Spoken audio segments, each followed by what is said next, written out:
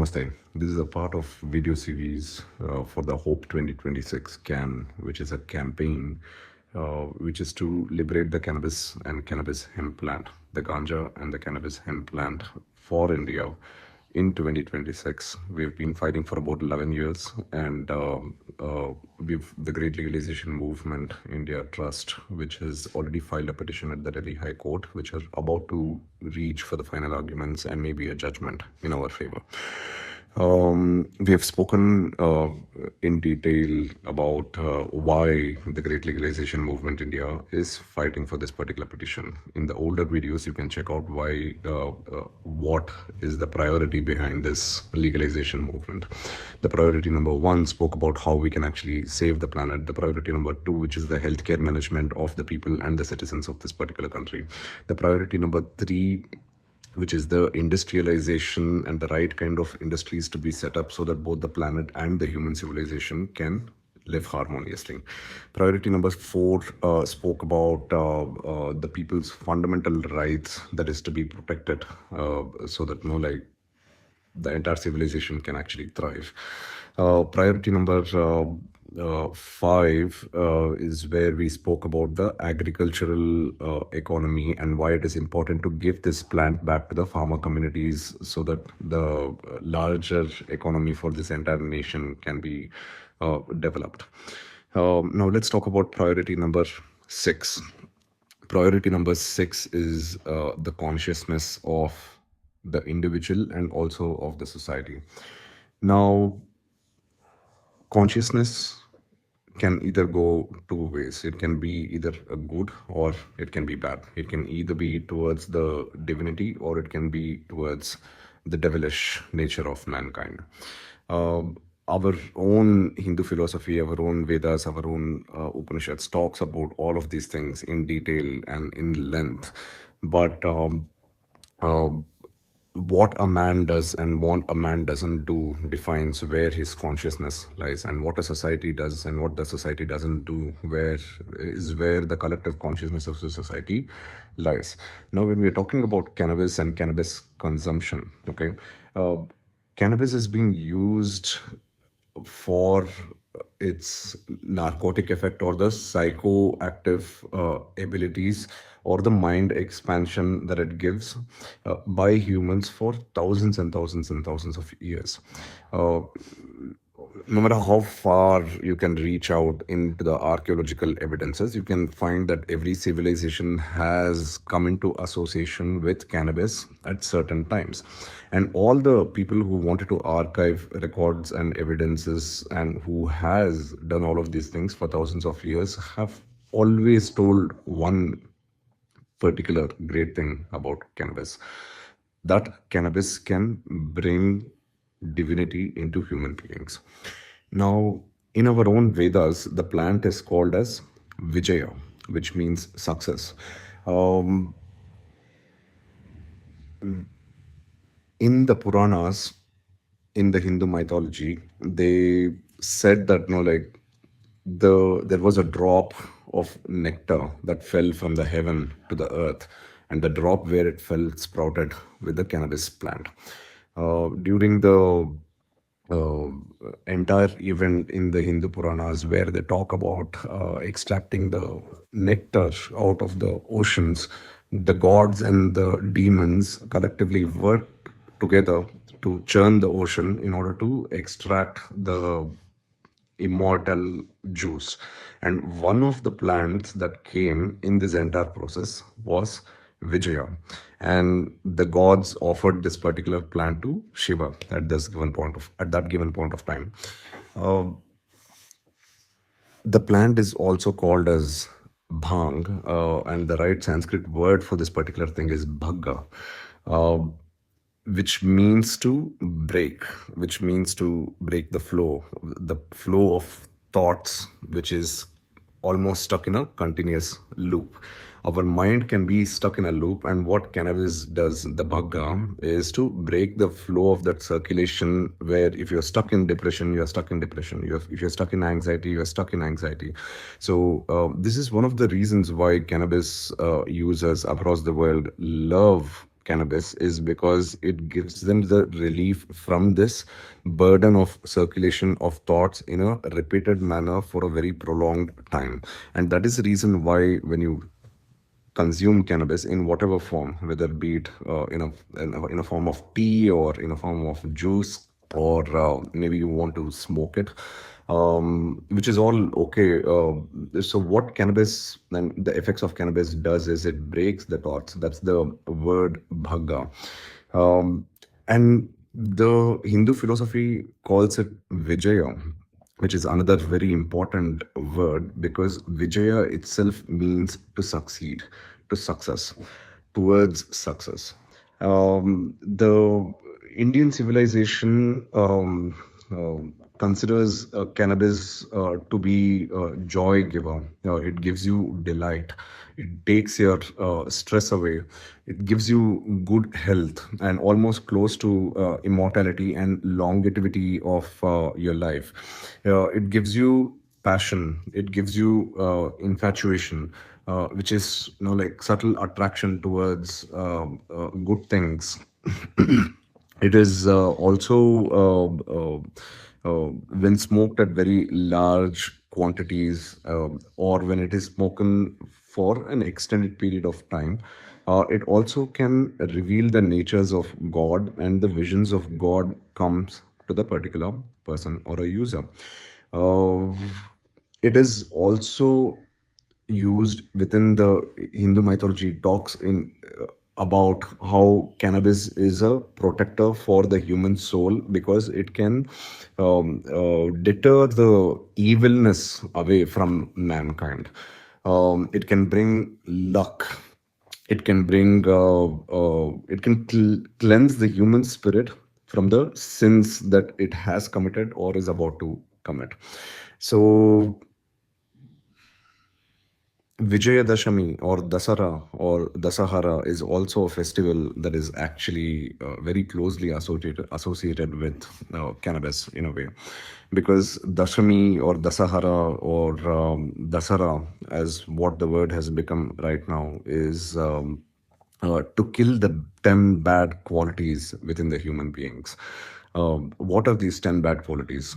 Kamavasana, Krodha, Lobha, Moha, Mada, Matsara, Swartha, Anyaya, Amanavata, and Ahankara. These are the 10 bad qualities that lies inside the human mind, and the individual must constantly go on a process of cleaning this particular 10 bad qualities. Kamavasana, which is the lust; Krodha, which is anger; Lobha, which is greed; um, Moha, which is the Moha is sort of a delusion. Mada, which is the pride. Uh, Swartha, which is selfishness. And Anyaya, which is the lack of right ethical conduct. Amanavata, which is to be inhumane. And Ahankara, which is the ultimate, which is the ego in and by itself. The whole of Hindu philosophy and the Vedic tradition always talks about one thing: the man's journey on planet Earth is to remove the ego. Now, an argument can be placed over here that, what are you saying? Like, does everyone who smoke cannabis can lose their ego and attain divinity? My argument would be lenient towards yes, it is a possibility. There are thousands and millions of people who have done these things, the right kind of sadhus, the right kind of siddhas, the right kind of rishis who have removed all of their ego and serve humanity for times immemorial, has been one of the uh, records and proofs that we are not really maintained in this particular society. We are not giving enough credit to what our own Vedic scriptures talk about this particular plant. Um, the first instances of prohibition for the cannabis plant actually came from the Islamic community, where the Arab rulers thought that hashish, which was migrating from the eastern part of the world towards the west. They considered that this gives uh, uh, a sort of a courage, a sort of a rebellion in the human spirit, and it is not required. And the first forms of prohibition actually came during the 12th or 13th century, where hashish was considered to be a bad thing, and that's one of the reasons why um, um, the plant got a bad name. It was the beginning. Up until then, most of the cultures, whosoever has studied, whether be it the Indian civilization, the Bharat civilization, whether it be the Chinese civilization or the Greek civilization or the Scythian civilization or the South Americans or the Europeans or the Vikings or the Africans, they've all had and held very highly great opinions about cannabis and its ability to rejoice and bring sanity into the human consciousness. And in fact, there are a couple of African tribes which has removed most of the gods that they knew. They've removed those particular gods and they've placed cannabis and the cannabis leaf itself as a god, because they consider that this plant protects both the physical health and the spiritual health, and that is what the god is supposed to do. So god has sent his own living mechanism onto the planet earth, so that the humans can consume this particular thing, and then um, uh, they can keep the evil that can happen to the body or the mind or the spirit away. So that is the greatness of cannabis in the entire long archaeological evidences that we can actually find. Now, how does it even apply to the modern world? Why is cannabis required? Why should the consciousness be purified? Remember, again, we started with this video by talking about, conscious can either go towards divinity or it can go towards the devilism. So the question is, what do you want to do? Whether you want to be closer to divinity or towards the sinful living on this planet Earth. Uh, Now, the other question can be raised over here is, isn't there a way to do around or without cannabis? Sure, knowledge can be given to human beings. Words can be told, songs can be sung, plays and poems can be recited and shown to human beings. The greatest of spiritual wisdom can be given, but nothing even comes close to the direct experience that an individual can have. You can gain all the knowledge, but you will still be that individual who will lack the direct experience of what the cannabis states of mind can actually give you. In Is this a strong enough of an argument to actually free this particular plant? This is not the primary reason why the Great Legalization movement has petitioned at the Delhi High Court. This is one of the priority, and this is a very proven fact that every single culture has talked about this for in length for thousands and thousands and thousands of years. The legalization is for a much larger cause, but this priority number 6, which is the consciousness, is also very, very important and very essential. Like how the medicines are really important, the purity and the ability to purify your own consciousness is also very important. Now, I have personally met so many people who are into yoga and meditation, and people who have had great amounts of knowledge in various different fields, and they all lack this direct experience of what this plant can give to the soul or the spirit of the human being. The plant in Kerala, in Malayalam, it was called as Anandamoli. It was called as Kensha. It was called as Siddhi in Tamil Nadu. It was called as Bhagga in northern parts, or it is called as Vijaya in the ancient texts. Consciousness needs to be purified, both of the individual and of the society. And often keep saying that, um, what is the human being who hasn't had the love of the mother? Like, what kind of a human being will that person be if they haven't received and if they haven't had the direct experience of the love of the mother? It's the same way a person who hasn't had cannabis is equivalent to a person without any direct spiritual experience. There are certain cultures again which considers that, like, the plant is a living, breathing god, of the planet Earth, and the god himself resides in this particular plant. In during the 19th century, a lot of poets and artists and thinkers in the European world, they discovered cannabis for its ability for mind expansion, and all of their artworks started evolving through this particular plant and the kind of states that it can put an artist into. Um, One of the poets, Charles Baudelaire, said that, he had written a lot of writings about cannabis, and one of the greatest things that he actually wrote was, if you are able to draw the wisdom from this plant, you must do it. The acuteness of the thought, the sharpness and the clarity in your thought, the enthusiasm that it can actually give to your senses, and has been uh, that particular spiritual nature has been blessed to humans and civilizations for the longest of times. And what a wonderful experience human beings must have had when they first encountered cannabis and hemp. And in 1893, when the Indian Hemp Drug Commission report that was set up by the